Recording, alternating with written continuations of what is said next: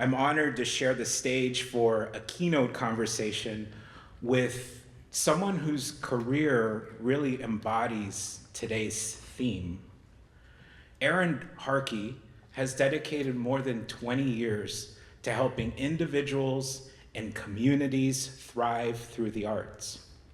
From leading cultural policy in Chicago as commissioner of the Department of Cultural Affairs and Special Events, to shaping art strategy in Los Angeles, in Long Beach, and now as CEO of Americans for the Arts. Erin has consistently worked at the intersection of creativity, community, and change. But beyond her just super impressive resume, Erin brings a very deep and personal understanding of what it means to lead through times of challenge and to really use the arts as a force for resilience and belonging. So today, we're gonna explore her journey and what inspires her and what is next for our field. Please join me in welcoming Erin Harkey.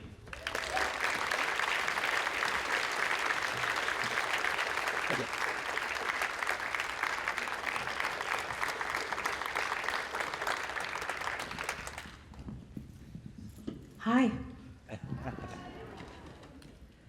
Hello. Good to see you. It's good to see you, Erin. Thank you so much for traveling down for this seventh annual State of the Art Summit. Let's get started. Okay.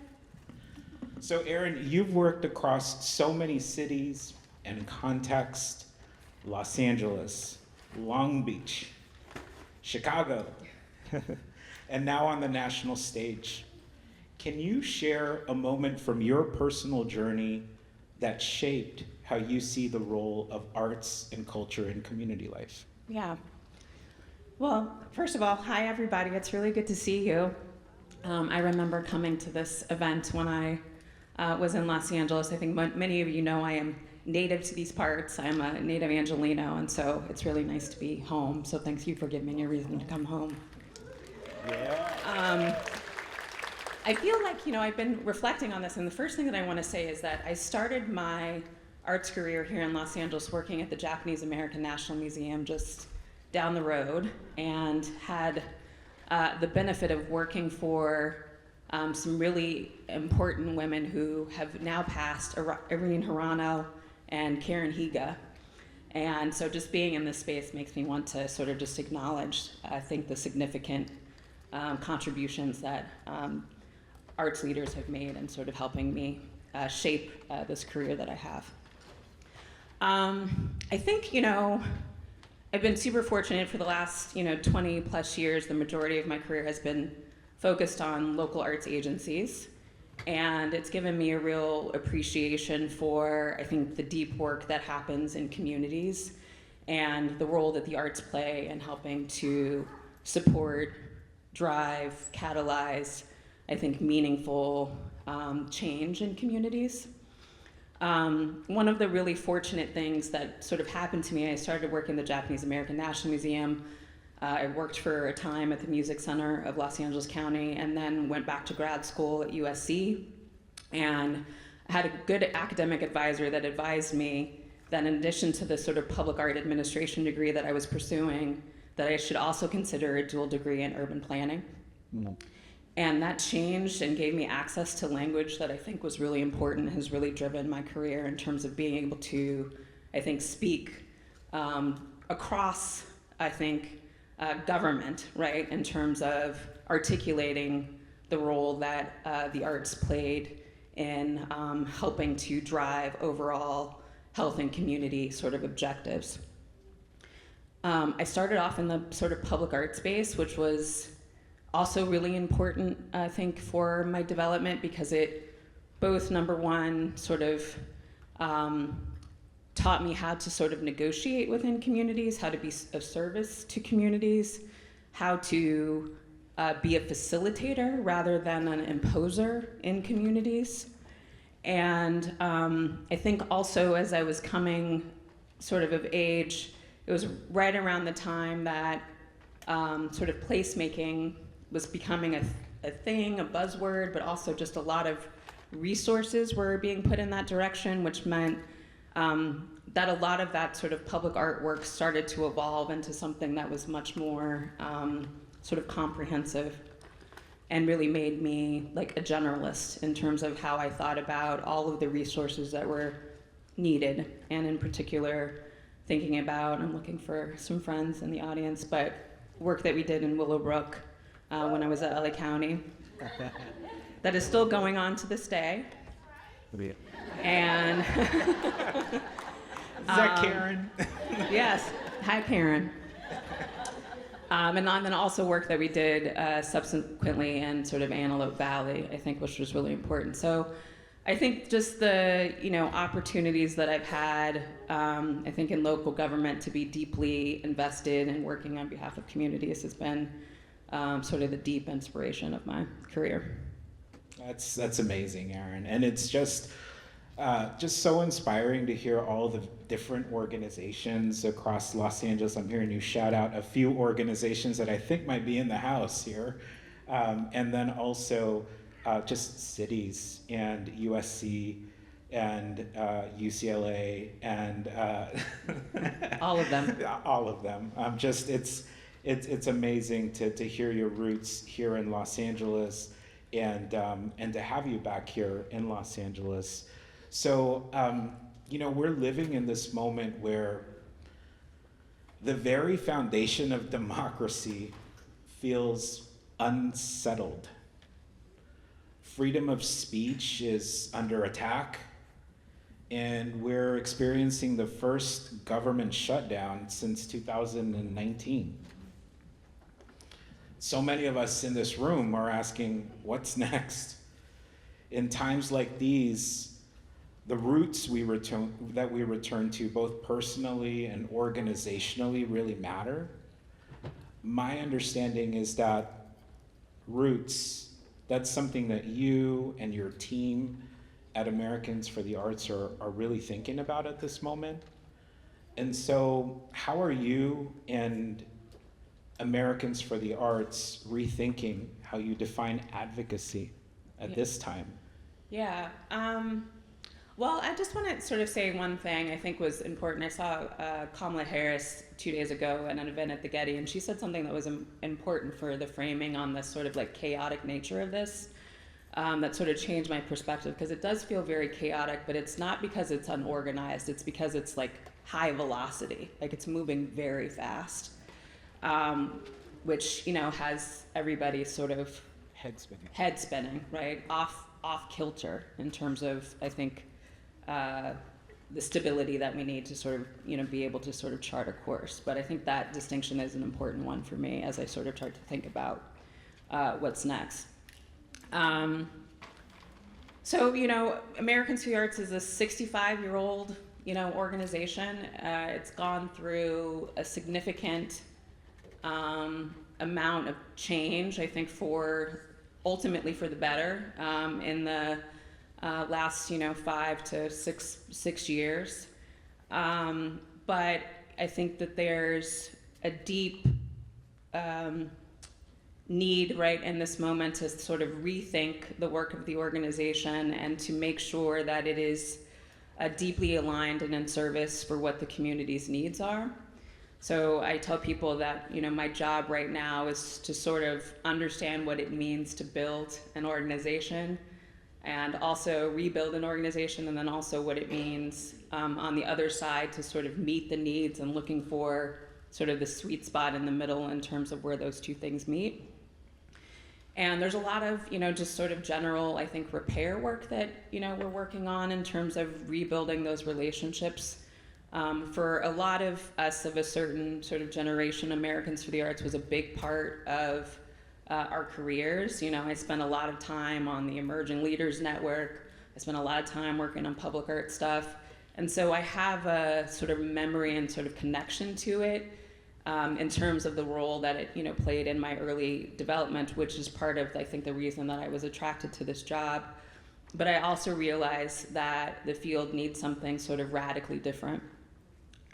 What I think it calls for is sort of continued commitment to sort of remaining a little bit nimble, right, and remaining flexible so that we are constantly in a sort of period of evaluation and a sort of assessment in terms of what the field needs.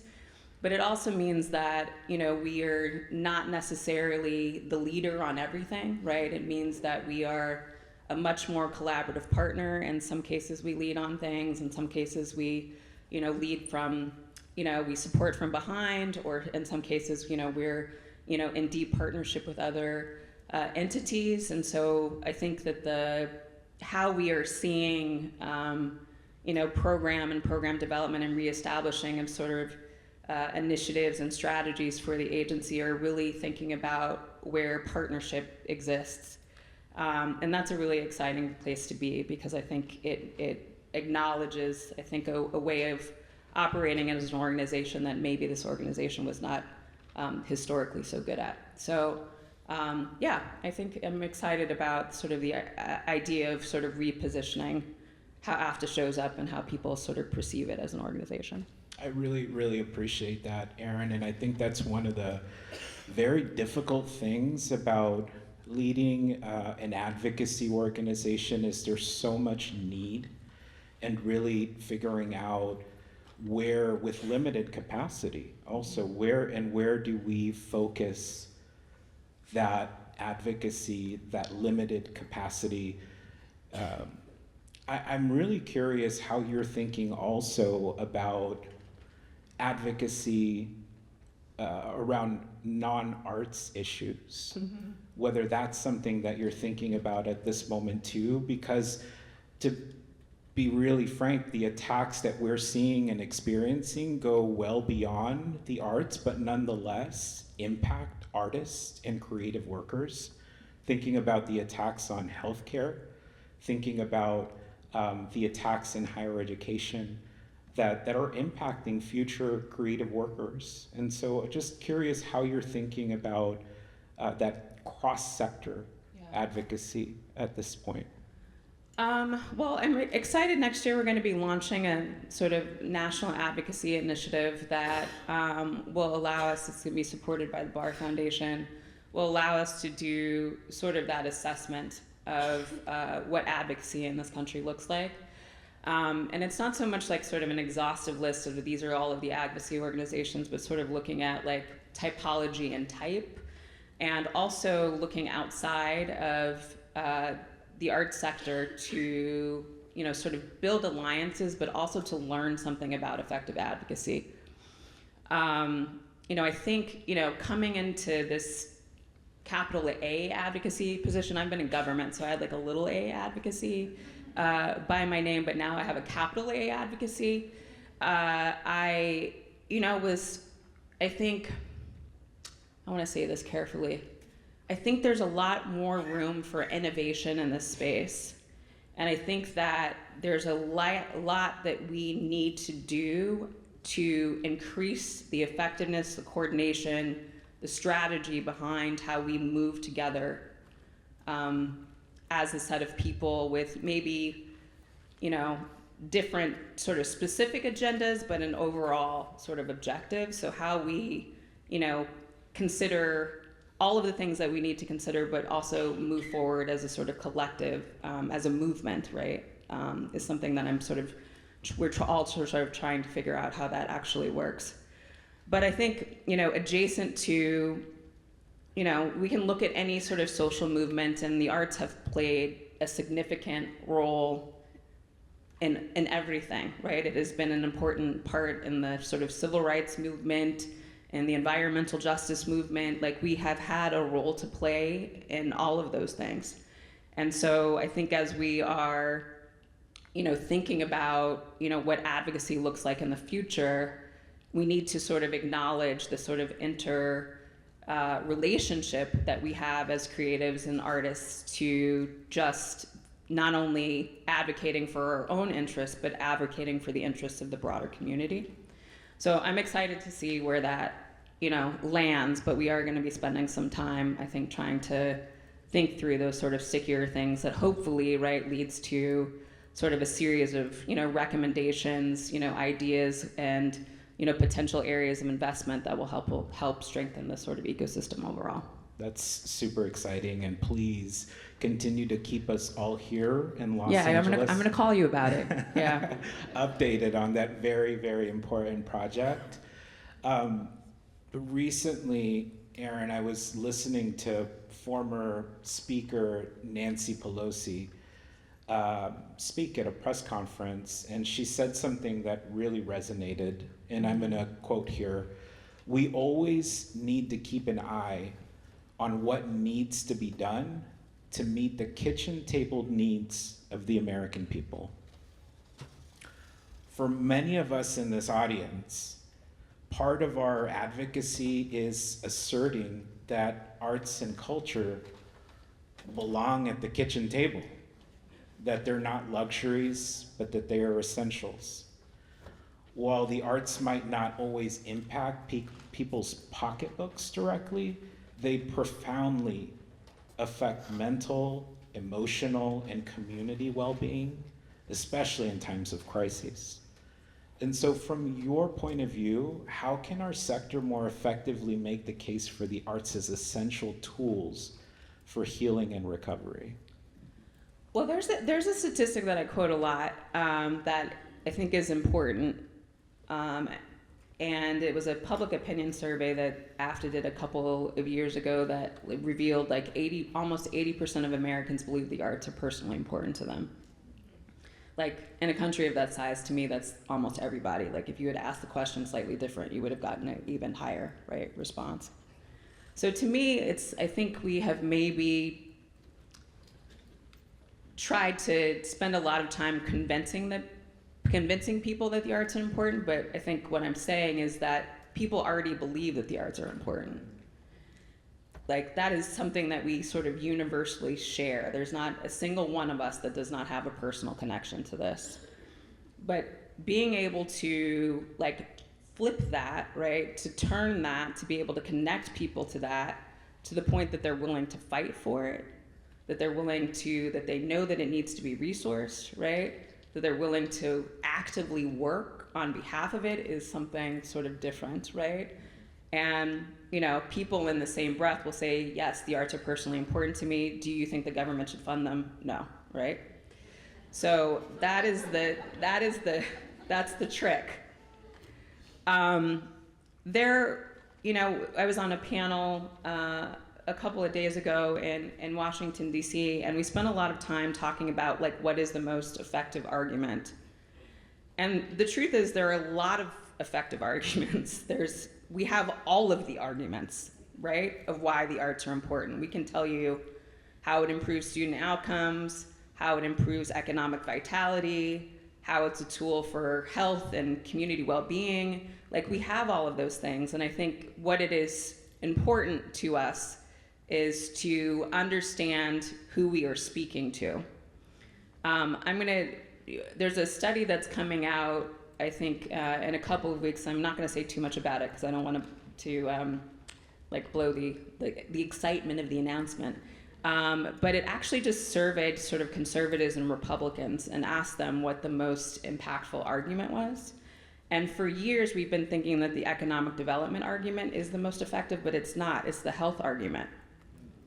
It's the, art as a tool for rehabilitating therapy for our veterans, art as a tool for helping with aging populations, art as a tool for health and wellness, writ large, right? So I think it's important that we just sort of get smarter, right, about who we're talking to and making sure that the arguments that we make are going to sort of resonate with them. The economic development argument is always hard, I think, for us because it's none of us are getting up thinking I need to contribute to the GDP today. But it is but it is an important sort of sense. I give the economic statistics just to articulate scale, right? So 1.2 trillion in economic impact, 5.6 million jobs. This is both the nonprofit and for-profit sectors. Bigger than transportation, bigger than agriculture, right? To say that obviously if something this big is unhealthy, If the ecosystem is not strong and it is this large, then there are economic and social and human consequences that we need to be aware of, right? So I think it's just, there isn't one argument, right? You need to be able to take all of the data that we have available to us, and you need to be able to match it to the sort of audience that you're speaking to. And you know, I don't think there's any one argument that's more effective than the next. I think we just have so much in our toolbox that we need to be able to figure out how to sort of utilize that information in the most strategic way possible. There's no shortage of data, there's no shortage of argument. It's about really understanding who you're speaking to, Yeah. and really catering that message to who we're speaking Yeah. to. Really appreciate that. Our summit theme ends with regeneration, which feels both hopeful and personal. For you, what does regeneration mean? Not just for our sector, but for you as a person and a leader. Yeah. Well, I'll start with the sector for a second, because I think this is an important thing for us. Regeneration is such an important idea, and to me, it like reminds me of the necessity of fertile soil and the ability for things to grow, right? And I think for some reason, you know, I think I'm sort of going back to COVID for a second, and for all of us that were, you know, in positions to try to find resources to, you know, sort of save off, you know, what was really a dire situation. We were having a lot of conversations about how this was just, you know, this sort of just apparent, you know, all of the things that we had been talking about for decades in terms of what was wrong, what wasn't working, just got, you know, sort of compounded in this moment. But the resources that we were able to bring, right, just put a Band-Aid on all of those things. We weren't able to really fix any of that work. And some of the things that I think we need to sort of acknowledge and understand is that part of what we need to be comfortable with is the life cycle of things that we do too, right? Like, not everything is intended to go on forever. And I understand why we have a commitment to that, because the work that we do is deeply personal. But we need to also understand a sort of sense of balance, right? And a sort of sense that for things to grow, right, there needs to be room and there needs to be space in order for that to happen.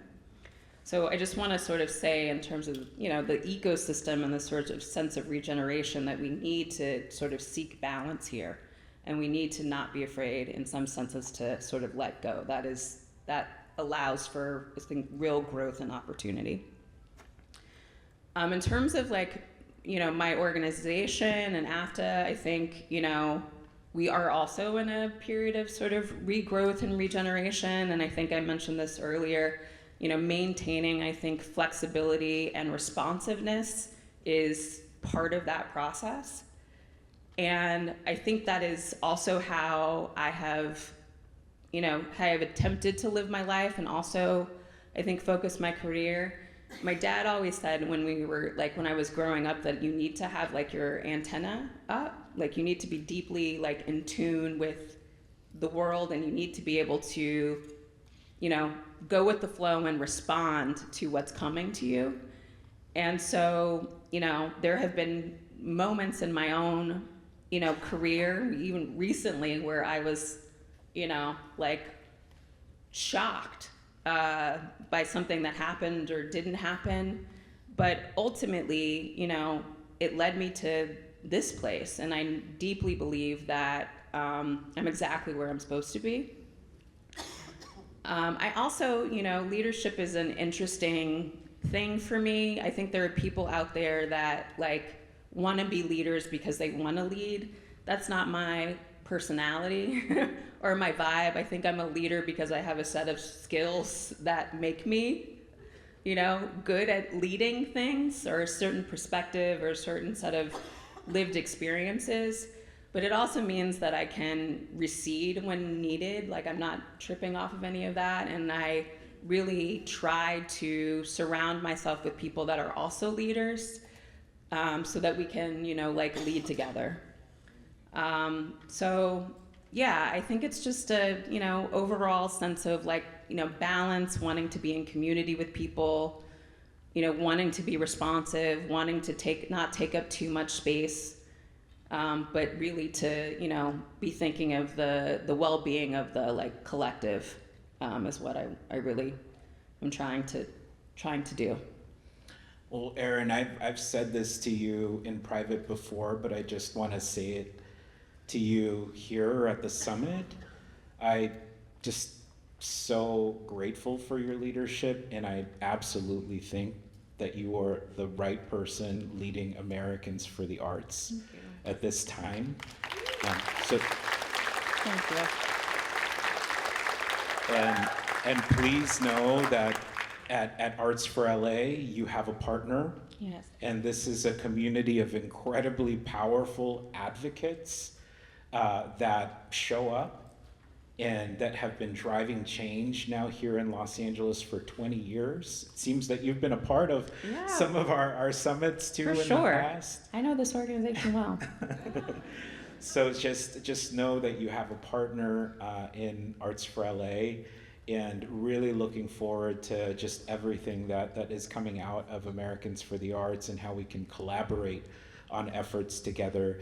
At this point, I think we are going to open up and see if any of our audience members here have a question for Erin. For Erin, I want to specify these are questions for Erin, not for me.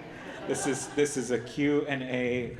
I was going to talk at you guys for 7 minutes, but I don't want to hear myself talk for 7 minutes. And I think you guys have been learning a lot today and discussing a lot. So I thought maybe we could just have a conversation. Okay. All right. So we have folks with mics, I think, in the aisles. So if you are interested in asking a question, please step forward now.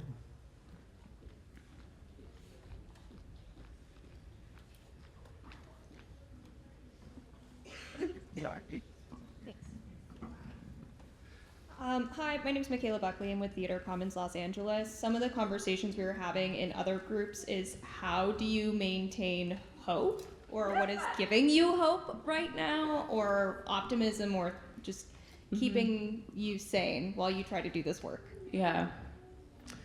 It was interesting. So, there are a lot of people that are having conversations now about, sort of what to do. And I was at a convening at Harvard a couple of weeks ago, and there was a gentleman there whose name is Marshall Gans. Do you guys know him? Yeah. So he did a little bit of a workshop with us, but the first thing he said is that optimism is sort of like, what's the word I'm looking for? Optimism is sort of like a privileged position, right? Like it assumes an outcome. And so he was making the argument for hope, right? So we sort of debated this back and forth, but like, I'm gonna stick with optimism because I am going to claim the future that I want. And I need to be able to sort of assert that this is already sort of like a foregone conclusion. Of course, this is going to, work out. Although, things are things. I think the thing that keeps me going is that I have a job to do. And every day that I get up, right, I'm doing something to ensure that it is the outcome that I want and is going to be as beneficial for the people and communities that I serve and I love. And that's what gives me hope, is just that I feel like I'm an active participant in helping to shape the future that I want. And that's, I think all that, I can. The other thing that gives me hope is that all of us out here are doing the same thing, right? And that you're not alone in this. And there are a lot of smart people that are deeply dedicated, I think, to, again, seeing that we come out on the better side of this. So that's what gives me hope. Hi, I'm Brian Sonia Wallace. I'm a poet and advocate. I'm curious, thinking about Prop 50 and sort of the role of California in the national conversation, what we can do as artists in the relatively privileged position that we have in this state to kind of advance the national conversation, what we can do to help artists in other states and across the nation. That's a really good question. I do think that, part of what I'm hoping that happens at AFTID is that our advocacy has sort of been like one way facing, right? So we're deeply focused on sort of appropriations issues for the federal agencies, but we don't do that in sort of coordination or with the support of sort of the grassroots part of this, right? So how do we mobilize people to think about and sort of be engaged in national sort of level policy from the ground up? That's not how we have, approached it historically. In California, right, you have a lot of really important resources. You have, sort of state level resources, you have local level resources, and you also have an incredibly important network of sort of grassroots organizing resources that also, right, I think can be mobilized. And the thing is that you just have to sort of make that connection. There's a couple of really important groups that have sort of popped up in the last couple of years. One is the Creative States Coalition. And the Creative States Coalition is a coalition of state level advocacy organizations and local advocacy organizations. I believe you are a part of that. But it's just the, opportunity to make sure that you are tapped into networks, right, that can help sort of make those sort of national, I think, connections. And I think a lot of the work that has happened, I think, in the state of California from both sort of an advocacy and a sort of policy standpoint has been, and I think, a considerable model for other places. So I think in the way that, we can sort of, reach out to folks, continue to engage in those networks, and also, celebrate and highlight the significant policy ones that we're all having so that people can learn from them. That's an important way to go. Hi, my name is Michael Alexander, and unlike the Sierra Club and some of the other conservation organizations that were able to mobilize the end users, the hikers, the hunters, any one of a number of other constituents to get involved in the advocacy for the causes supported by the Sierra Club, I don't feel that we have done as good a job of getting our end users, our audiences, our museum patrons, the others, as involved in this, and we end up looking to some politicians like we're self-serving because we're just asking for support for us when we really know that we really are trying to serve communities. I'm wondering if you have got some toolkits or some programs in place to help the membership of Americans for the Arts, to help the whole arts community become better communicators to our audiences, our patrons, about what roles the arts in total are playing in our society and how they should become more involved themselves. Yeah, we have all the toolkits and all of the data, so that is definitely something that I think you can tap into.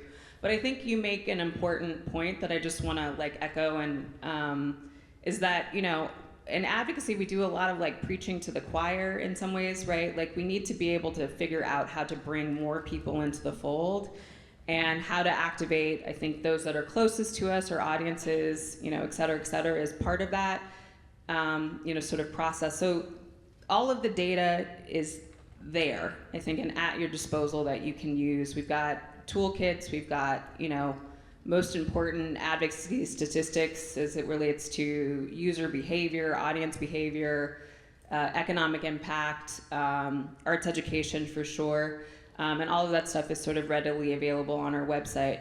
But I think that there's something that we just sort of need to ask ourselves in terms of how we, given this data, how we more effectively translate that data into action, because I think it just is, it's not necessarily doing all that we want it to do. And I don't know that I have a good answer, other than I think that there are, to go back to an earlier point, there are partnerships with people that, organizations that have, I think, significant sort of aligned interests, that also have large constituencies. For example, arts education, parent-teacher associations, other folks that we can sort of bring into the fold that might help us, I think, connect our message beyond sort of like those that we can immediately touch.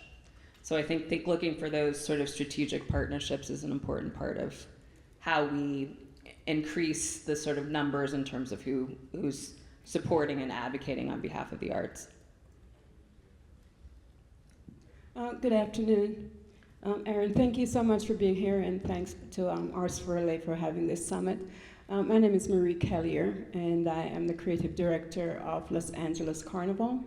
And I wanted to ask you, Erin, you mentioned that you are not a leader because you want to lead, and I really relate to that. And I wanted to find out, do you have personal or professional goals that you have to balance with your role having flowed into leadership? And do you find it more effective leading as an advocacy organization, leading an advocacy organization? Do you find it more effective leading from the top down or from the bottom up? It requires both. There's not one. Sometimes I have to be I have to be a boss, which is, and I think especially at this time, the organization that I'm running needs a lot of direction. So it requires a sort of, setting of direction, right? So that people can sort of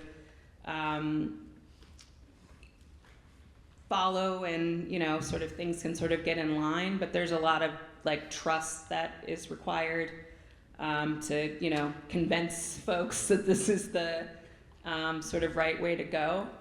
I have, this is my career is really deeply connected to like who I am as a person. It's like not separate from me. And so I think that I have had, success in my career because I'm very aligned in my purpose. And, so that makes it sort of easier in some senses to sort of, my personal and sort of professional goals are very closely, aligned. But it requires different strategies at sort of different times. Sometimes I'm, very clear and direct, and sometimes I can also, relinquish some of that control. It just sort of depends on what the moment calls for. Hi, Erin. Thanks for being here today. You spoke a little bit about your experience in government. And as I've been thinking about my career, I've been thinking about spaces where there's a lot of opportunity or even necessary allyship, but that also may face certain restrictions like bureaucracy or not necessarily always being known as the most progressive spaces. Mm-hmm. So I was wondering if you could just speak a little bit more about how you've navigated those types of spaces. Like, government, I'm thinking about academia, even corporations or other things like that, and how you've been able to leverage the experiences that you've gained in those spaces to get to where you are today. And bonus, but not necessary, if you want to talk about how you've done that as a woman of color, that would be interesting to hear. Of course. I love government. I really do. I mean, I think there's a misconception about the innovation that's happening in government because you have to be creative. Like it requires creativity, because if you are not creative, then you're not going to get anything done. If you haven't figured out how to manipulate or go around or the system, you're going to be stuck forever, right? So I think there's sort of a misconception about like what is actually happening once you're in government. I also have to say that government, in at least the cities I've worked in, very, also progressive places, obviously, but some of the most progressive, dedicated public servants ever, right, in that space. And they chose careers in government because they understood that that was where they could affect the most change. And in order to affect change, sometimes you need to be within the system in order to really do that. So I have had, it has been an extraordinary benefit to me to be in those spaces working alongside people that deeply, deeply care about people. That's what happens in government. You have the politics on top of that, right, that makes it hard sometimes to navigate it, but the sort of day-to-day of it is really, I think, a rewarding space to be in, and I highly recommend it for anybody that's sort of thinking about that. I think one of the cool things about what I have been able to do in the government spaces that I've been in is that sort of deep cross-sector work. When I was running culture in Chicago, the way that the city was set up is that the Department of Cultural Affairs is in the economic development vertical. So I was with the Department of Planning, Department of Transportation. So all of the, folks that are responsible for, the health and benefit of communities. And like libraries and parks were in the sort of social service vertical, and they were always like, where's the arts? And I was like, mind your business. I'm good. We're good over here. But it was important because it gave us access to an incredible amount of resources, right, that would not have been available to us elsewhere. So just thinking about, again, right, how the necessity, it is both a important thing to think about arts as a tool across the enterprise. It also, if you can get good at it, it also opens up, lots of different resources, a lot of different types of funding for the work if you can sort of make those connections. So that's like absolutely important. I could be here for an hour talking about what it's like to be a person, a woman of color, a Black woman doing this work. But it just it fuels everything that I do. It is like the reason behind everything. And I think one of the reasons that I was so excited to move to Chicago is that I understood that my work would be deeply connected, I think, to the work of my community and to understanding how the arts can be of service. Because, Chicago has such an incredible, LA does too, but Chicago has such an incredible legacy of sort of Black cultural production that continues to shape, culture in this country. So, it just it is just everything to me. And it, helps me understand, how to move, what's important, also helps me empathize with people that are, don't look like me, but I have, sort of a certain level of compassion just having the sort of lived experience that I've had. So yeah, that's the most important thing, I feel like. That's the most important thing to me. Erin, I just want to thank you Thank from you, the bottom everybody. of my heart for this opportunity.